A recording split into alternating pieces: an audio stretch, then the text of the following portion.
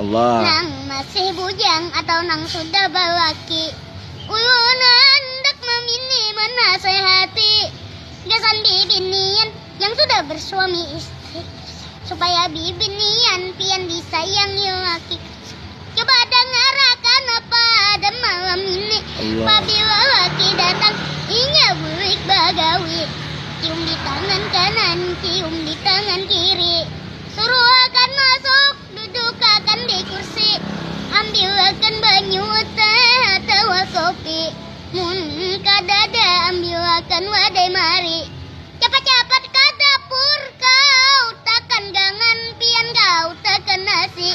Bila kadaba iwak setengah akan iwak wadi, supaya laki pian tak kuju sakit gigi. Sebagai bini harus pintar beraksi, mun kawa bagincu pian babang pipi, obat tulis kaning mun kawa sampai ke dahi, baca wak mata jua dirangi. Apabila kurang hirang karika akan burit panci. Astagfirullah. Jagalah laki, jangan kau memai. Jagalah laki, kalau bini lagi. Bila laki rencak pergi, bini harus umpati. Bila bini sudah mati, bakasi kawin lagi. Jagalah laki, jangan bini lagi. Jagalah bini, jangan balaki lagi. Kalau anang memang rendah awak yang memang susah, lihat muntung anak Jawa kalau baca berbahasa.